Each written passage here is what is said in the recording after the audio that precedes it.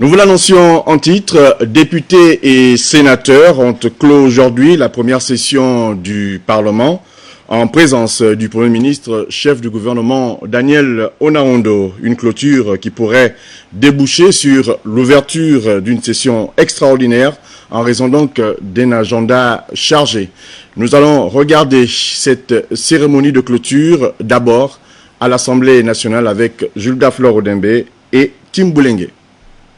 C'est devant un parterre d'invités composé des membres du gouvernement, des présidents des corps constitués, des diplomates accrédités dans notre pays que le président de l'Assemblée nationale, M. Ginzuba Ndama, a clôturé les travaux de la première session ordinaire 2014. Une session marquée par l'examen et l'adoption de plusieurs textes allant dans le sens de l'amélioration du peuple gabonais.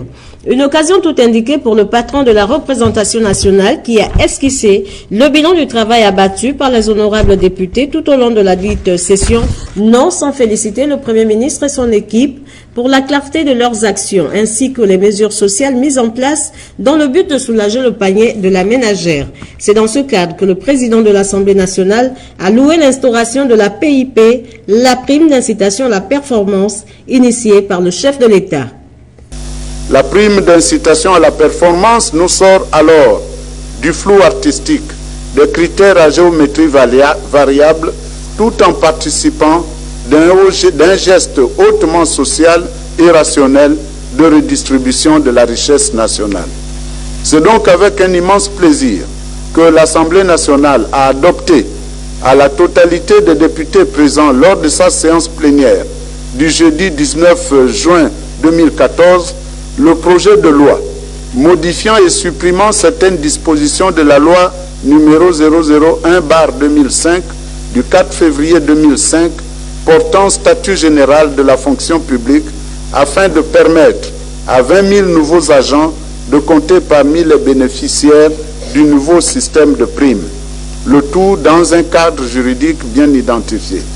En revanche, M. Ginzuba Ndama a tiré la sonnette d'alarme sur le secteur de l'éducation au Gabon, tout en déplorant la situation que traverse l'université Omar Bongo, malgré la reprise des cours annoncée par les syndicalistes. Que faisons-nous alors du devenir de nos enfants? Nous avons parcouru l'Ogooué-Ivino récemment. Toutes les écoles rurales étaient fermées alors que nous étions en semaine. Pourquoi a-t-on l'impression dans l'opinion que l'instruction de nos jeunes qui ont choisi de fréquenter l'université nationale est comme hypothéquée par rapport à celle des étudiants qui peuvent s'expatrier, alors que les uns et les autres devraient pouvoir bénéficier des mêmes chances au titre de l'éducation pour garantir de façon cohérente leur vocation à pérenniser la prospérité de notre cher pays. Avant de terminer son propos, le président de l'Assemblée nationale a annoncé à l'assistance l'ouverture à l'Assemblée nationale d'une session extraordinaire sur le collectif budgétaire 2014. Elle va durer 15 jours.